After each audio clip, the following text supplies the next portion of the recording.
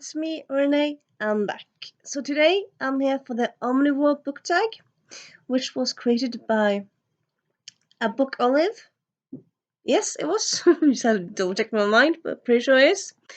Anyway, I'll link her channel and down below an original tag, as you would. And yeah, the Omnivore Book Tag is kind of a way of like celebrating or kind of way of showing off. Showing off. That sounds weird. It's a way of like if your reader reads lots of different genres, it's a way of enhancing. That sounds also weird. I'm not a mutant. It's a way of presenting, talking. It's a way of talking about the different genres you read. Let's say that, yeah.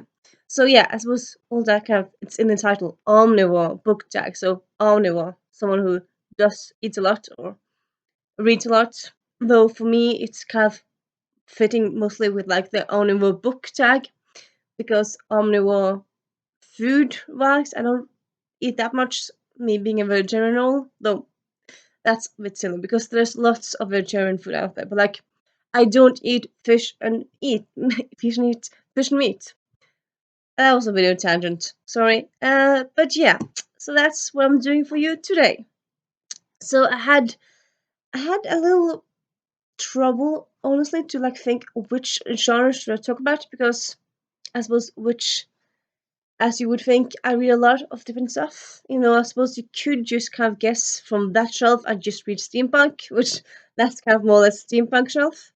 And then from that shelf, I just read colorful books. But yeah, I do read quite a lot of books. I usually say that I don't read. The only things I don't read are horror and science fiction. Though lately I've tried to read a bit more science fiction, and I suppose I can. I do sometimes pick up science fiction. It sounds like I can. It sounds like I'm so against it. I'm not against science fiction. But like, yeah, pick up science fiction now and then, but it's not what I reach for. And then horror, that's not really something I pick up at all. Like, if a book says at the back a mix of retelling and horror, I'm like, do I want to read this? Like, I suppose, like, if there's like 1% horror and 99% romance or 99% retelling, that's fine. But if it's like mainly horror book, I won't pick it up. That's not for me.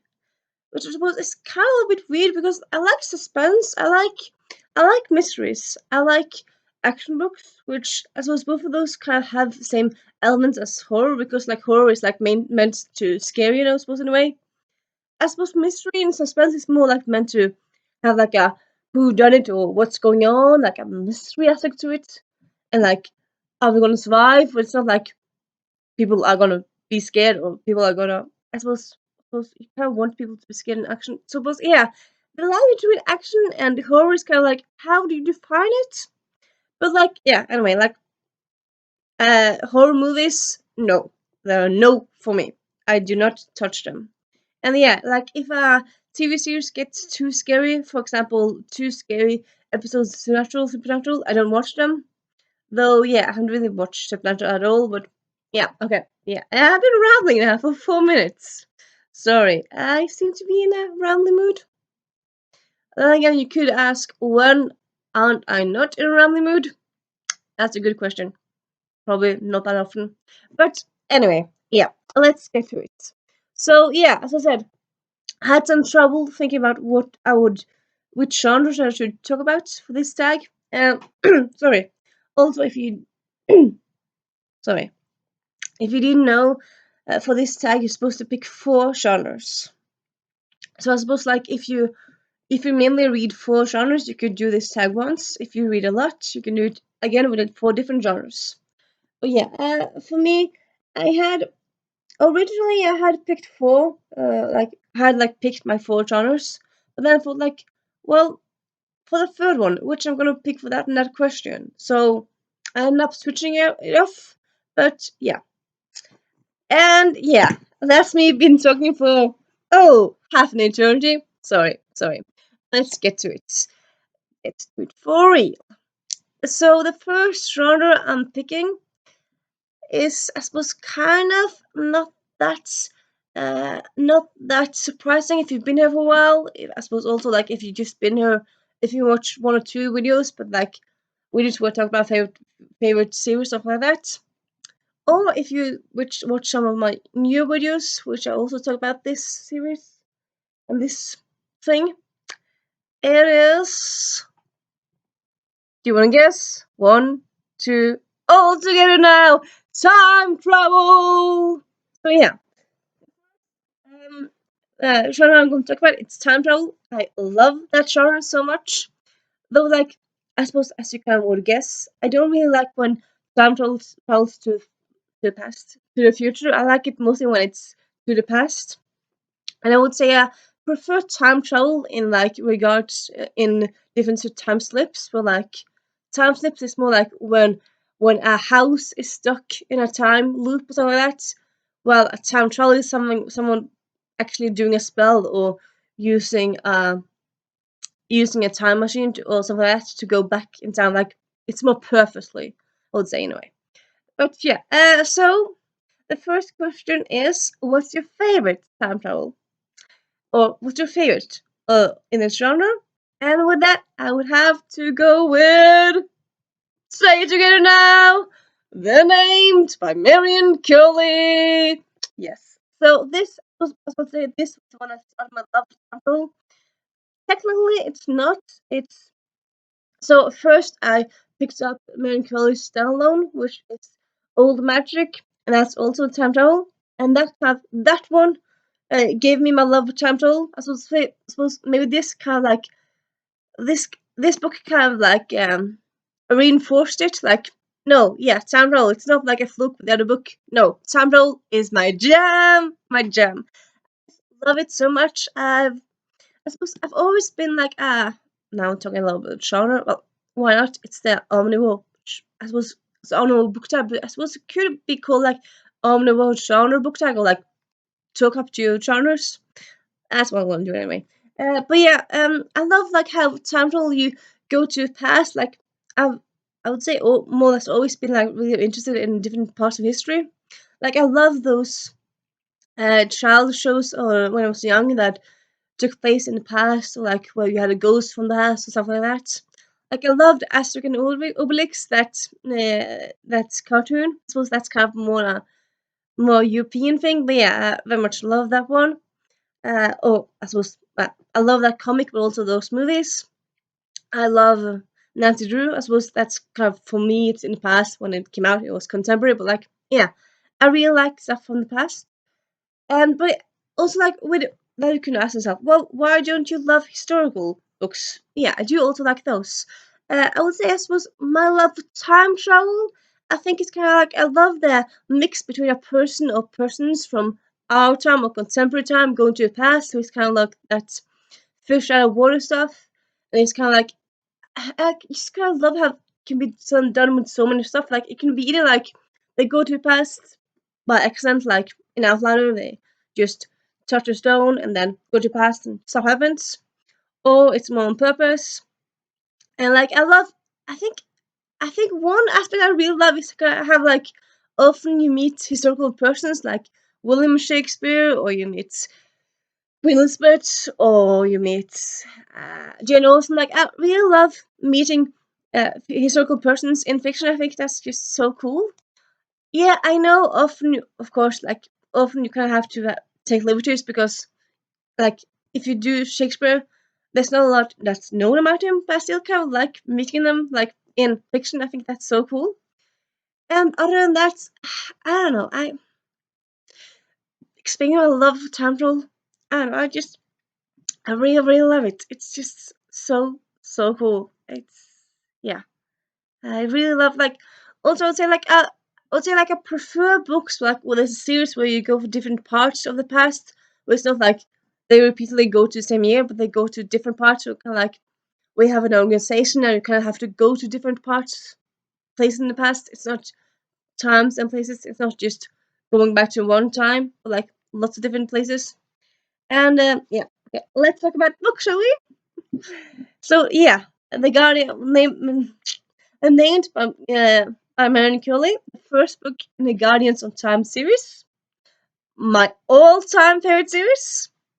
So in this series, the time travel is that they go to the past when they're sleeping, so their bodies is like in the same place, but their minds go to the past. So I suppose it's kind of like, kind of I suppose twist to like, what? How is that possible? It explained. You kind of understand it when I explain. It kind of sounds weird, but like when you read it, it's not that difficult to grasp really. And yeah, so they go to the past, and then in this world, there's like one group that goes to the past to like to what's it called again? Protect the past. It's been a while since I forgot the word. That's good. But then you have this other group, well, the villain group, who goes to the past to screw it up, or I suppose not screw it up, like to manipulate it to make it better for these other people. So yeah, and then and also in this series you have prophecy, you have immortal people, or immortal beings, immortal being immortal beings, I would say more like. And then you also like all the characters have, in addition to like being able to time travel, there's also this aspect they all have magical abilities, which I would say like I highly prefer. Like if you give me a book with time travel and a book with time travel and magic, I'm like, magic and time travel, need it. Of course, I'll need the other one as well, but like this, I'll need now. So yeah, it's just a very good series. Once again, highly recommend it. Then the next question is, what's your last book you read in that genre? So I actually read two time travel books last year. Two wasn't there more? No, honestly, I would say two. I suppose it depends how you count, but I'm just gonna say two because I'm gonna use one of the others for another prompt. So yeah, so I read both The Last Magician by Lisa Maxwell and also The Map from Here to There by Heidi Hilbig. And I suppose the question is, which did you read last? Not which two. So I suppose I should like answer which one of them. I'm pretty sure that the last one I read was Map from Here to There. Yeah, Map from Here to There, which like it's the last in a duology, time travel duology by Heidi Hilbig. And I love the first book. I read it years ago. Loved it. The second book, I don't know. I felt they had too many aspects. Didn't really enjoy that much, and also the end was kind of like, that's how you end it. What? So that kind of bothered me really. So yeah, I was kind of let down. So sad. And then next question is, which is the next book you'll pick up in that genre? And for me, sorry, I had most of my books prepared over there. But today I decided to not prepare every book because I can't be I can't be that organized. So yeah, honestly, lately, recently I got two time travel books I bought recently, and I'm not really sure which one I'm gonna read next. Probably gonna be one of them. Which one? I'm not quite sure. So it's either Madame Pamplemousse and a Time Traveling Cafe, which by Rupert Kingfisher. Which yeah, lovely cover. I just saw this at random in a bookstore, and it's time travel middle grade. For me, I don't really care if it's time travel middle grade uh or fantasy or YA or adults. I just all the time travel. So yeah, I might pick up this one. And it's actually the first in a series. Yeah, first in a series. So that's cool. And then there's also The Tesla Legacy by K.K. Perez. So this one, like, I saw it, like, I've had my eye on it for quite a while. And as you see, like, it's in hardcover. So, like, I don't think, I think either the paperback was sold out, I don't know, I'm not sure, but, like, I thought, like, you know what, I'm gonna buy you now. So I ordered it. But like when I read the back, or like not back, but like the blurb here, it doesn't say anything about time travel. But I'm pretty damn sure. I'm like 98% sure it has time travel in it. But then why wouldn't it be mentioned here? I suppose maybe because it's spoilers. But then why would it be on time travel list? I don't know. It's a bit weird. Anyway, it sounds very cool. It's called, well, as you see, the Tesla Legacy. I'm pretty sure also that it's also the first in the series. Uh, sorry. And it's blah blah blah blah blah blah blah YA series. And yeah, let's leave it at that. I'm just gonna move on because all the books to talk about. I can't talk about too many books for too long. Well, I suppose I can, but yeah. So that's those really. And then next question, and next runner is steampunk. So yeah, of course I had to talk about steampunk. I have more or less an own shelf for steampunk, so yeah, I have to talk about that. And it's a genre I really really enjoy. Yeah, I would say I got into steampunk. By the way, of Gail Carrier and her Soulless or Personal Protectorate books. I picked the first one up in actually 2012. Yeah, 12, and I just love it so much. And yeah, it's now one of my favorite series. You see, it's over there in that place, and I just love it so much. Though I suppose you might ask yourself, well, Solace is probably your favorite steampunk book. You would think so, wouldn't you? It's the one I loved first, and it's not like I love it any less now. But I would say, like, when I decided, like, when I thought, like, which is my favorite, I'm gonna have to go with a surprise. Well, a surprise depends on how you define surprises. But I'm gonna go with The Clockwork Scarab by Colleen Gleason. So yeah, uh, Personal Protectorate is a cool series, but I would say this take the awesomeness to another level in a way. I suppose because like the main characters, like, okay, so it's dual point of view, which I love. Personal Protectorate, it has it sometimes, but it's not like often that. Like this has every other chapter in a different character, like two characters they switch between them two, and I love that so much. So that's kind of putting this up on top of Soulless and those books, and then you'll sorry. And then this series also protagonist. One of them is the niece of Sherlock Holmes. Yeah, niece. No, one of them is the sister of Bram Stoker. So that's very cool that they use those famous persons in this world, even though it's not like they're not in the forefront, but they're there. They're like in the background, saying like "hi," like they say like "hi," and then they're making cameos now and then. So yeah, but also this has vampires, vampire hunters. It has time travel, but it's also quite fun because I'll just kind of mention the time travel aspect in this one. It's cool, but it's not like in the forefront. It's kind of like a C plot, and I just kind of I thought it was fun. Like I kind of wanted more, but also like I think it was fun how it was done as well. It also has curses, and I don't know. It's just this series just makes me so happy just thinking about it, and it's just amazing, and yeah, check it out, check it out. My next question is, which is the last book you read from this genre? Also, also should have said it, but yeah, should have said so before. But from each of genres, you like have the same prompts, so it's the same questions, just different genres and different answers. Hopefully, I would think. But for me, uh, okay, you know what? Oh, wait a moment.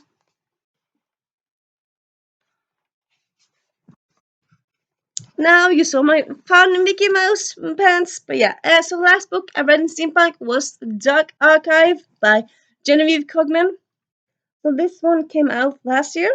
It's the seventh book in the Invisible Library series. I love this book very much. Talked about it in some different videos lately. Well, lately, or recently. What's lately? How do you define lately? How is it different from recently? I don't know. Anyway, yeah. So this is seventh in the series. A lot of cool stuff going on. I thought maybe using it in the other prompt because it has time travel ish aspects. Though this series is more like there's different dimension, this different dimensions. So like they go to a version of London 2020, but it's not exactly our London 20, London on yeah, London of 2020. So I would say it's more like time travel. It's not exactly time travel, I would say. So I would say this fits much more. I would say really in steampunk because it's mainly based in the past and it's much more. Yeah, I would say it's much more steampunk-esque really in the steampunk world really. And yeah, so in this series, there's a library that kind of like it's kind of, I suppose in a way like it's kind of like a police that's kind of taking care of like all the different worlds and making sure that none of the worlds start any wars. And there's also books you kind of have to find that like if that person X has that book, it will start a war or will start a gang war something like that. So it's just very cool. Their villains are fae, so there's both fae, vampires, and also dragons in it, like shape-shifting dragons and other stuff as well. And I'm pretty sure there's other stuff, but like there's those three mainly. And yeah, it's just a great series. It's an adult steampunk series, though it's not like if you're like if you're one of those people that kind of like scared of like I suppose adult books because you don't like swearing or you don't like sex scenes or you don't like the yeah you don't like else, but you just said swearing sex scenes, yeah, those two things. This one has sex, but it's not like very graphic, and it also has a romance, but it's quite very slow burn, which I kind of appreciate really. And also, yeah, the swearing, it's not that much of it, so like you can read this if you're not like, inclined to sweary adult book. That sounds weird, but like I think like sometimes people don't really want to pick up adult books because they're scared of too much graphic sex or too much graphic violence. Yeah, violence I was thinking about, or they're thinking of too much graphic, or too much swearing.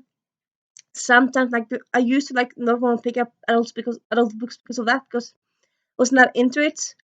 Now I don't really mind that much, but yeah. Anyway, this book is fine. Like if it's very good if you're if you're in that mindset. And yeah, so that was the one I read last, and yeah, very good. The next last question is which is one you're gonna read next? Sorry. So I actually checked what could I could answer it in different ways because I actually have just for this now actually, but I actually have one series up there. I'm just gonna find it for you. This series, The Girl in Steel Corsets and Girl in Clockwork Color. So this is actually quartets. I just actually read these two books. I think I ordered the third book, maybe the fourth book, but I haven't really gotten them yet. But yeah, so yeah, I read half of this series. There's two more books, and it's a steampunk series from Steampunk Shelf. So I suppose I just thought like I suppose I could buy the last two in this series and read that one next. That's a possibility. Uh, but then yeah, so that's a possibility. Other than that, like if you, I suppose you might take this to like think being like which new release are you more excited for? Because I thought that was like the question first, but it just says which one are you going to read next. I suppose you could interpret it the way you want, probably. But anyway, yeah. So I could go with that series, or I could go with um, the eighth book and final book in the series, which is coming out this fall.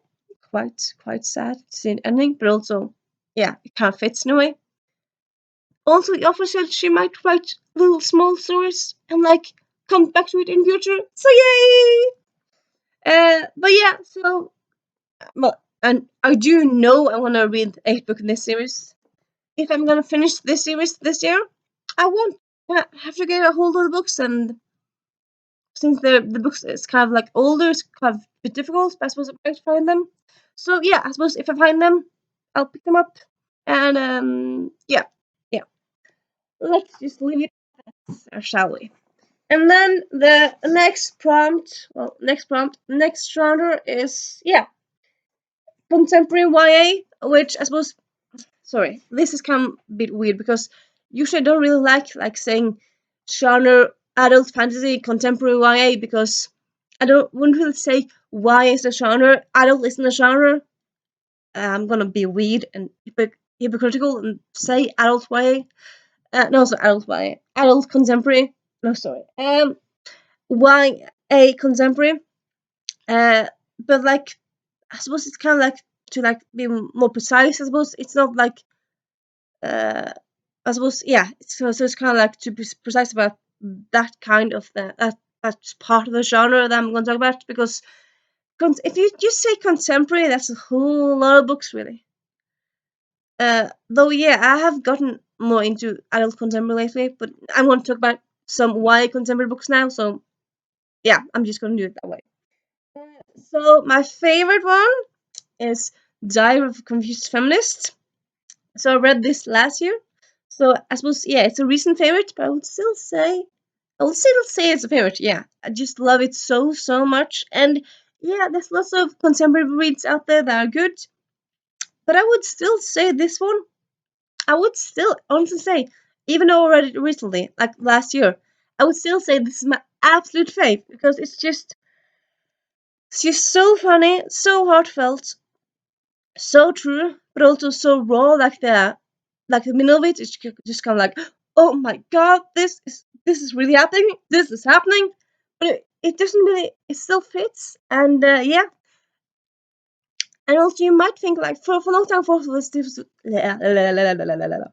sorry, for a long time I thought this was a standalone. I suppose also it could work as a standalone.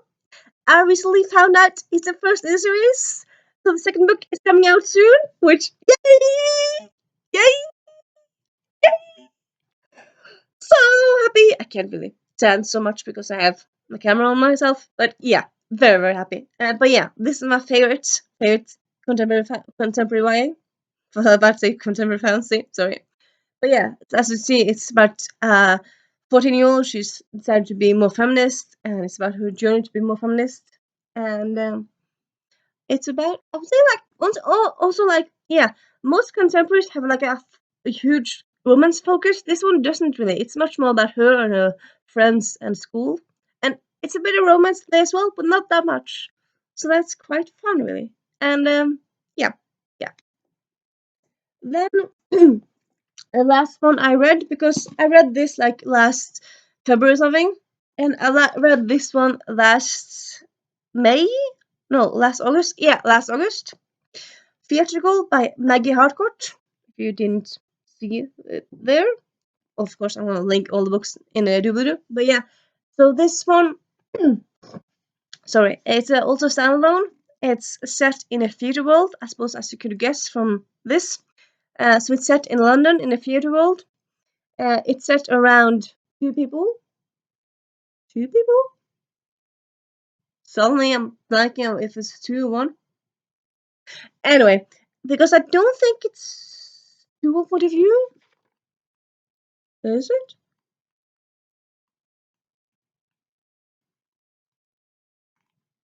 Sorry, I'm having a just blackout. Anyway, it's set in the theater world. It's a 15-year-old, 16-year-old, 17. It's a teenager. She gets an internship at a theater. Theater, that sounds weird. It's called theater. Yeah, at a theater in London, and they're having this play up, and and she's an assistant, like behind the scenes, so she has to organize everything, and there's a lot of stuff to organize. And I suppose, you might guess from the cover, there's love in this book. Quite a nice love story. But it's not like, I wouldn't really say it's a YA romance. It's more like a contemporary with romance. You might ask yourself, what's the difference between YA romance and contemporary with romance? In my head, YA romance is like 90% romance. That's just all that is, more or less. Just with a little bit of something else. Well, if you say why contemporary with romance, it's lots of other stuff is going on, and there's kissing now and then, and some love scenes here and there.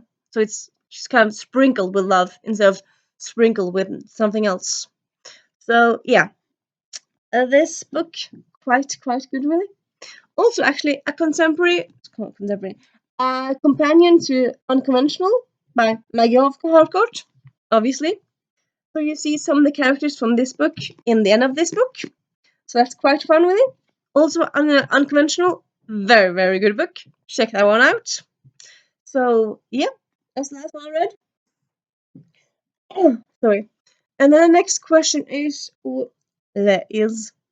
which is the next one you're gonna read in that series, in that genre? I thought I had it planned. I thought I had it planned. I did not. Okay, let me think quickly. I have some books over there. I have. You know what? You're just gonna sit down here for a while and just stare at my shelves. No, sorry. La di da di da di da di da di da. La di da di da di da di da di da. La di da di da di da di da. Oh, you know what? You know what? I think I know. Yeah. So it's a shocking break there, but yeah, I'm thinking I'm either gonna go with "Melts My Heart" by Bethany Rutter. Also, actually, UK contemporary read. This is, I'm pretty sure it's LGBTQ plus. I think it's either sapphic or bi. I'm not sure, but it was tagged as that. So yeah, contemporary, and it's a summer book. And I just love this author's first book, which was called No Big Deal, about a fat protagonist loving herself. So yeah, I might go with this one. It's just very cool also cover. I love blue. And then also might go with Book Ninja, which yeah, is about a contemporary read about a reader. So yeah, I love books about books. So yeah, I think either one of these two might work out really. And then we have the last one, which I suppose kind of is something I can't decide to call something. I'm not sure if this is quite correct, but I'm gonna say it's middle fantasy. And then it might be like, Renee, what is middle fantasy? Well, okay, so normally, or often you think like, often people say fantasy. And then often a lot of people think like, whoa, that means Lord of the Rings, that means Terry Pratchett, that kind of means a whole nother world. Or maybe Narnia.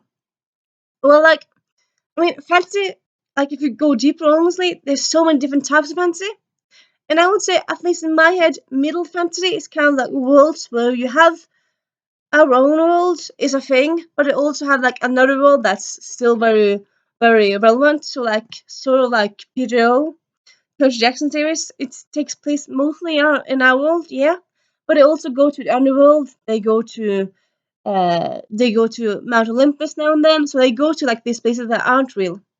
Or like if you can also like say, for example, you can also have the example of blah blah blah blah blah blah blah Arusha, the Arusha series, which I'm gonna use here, where yeah, it takes place in most of our world, but they also have like different pockets of like Indian mythology worlds, where so they're a lot of time in our worlds as well. So yeah, I would say middle fantasy is more like it's kind of like 50-50. So I suppose you could call also portal fantasy. This in a way could be the same as portal fantasy.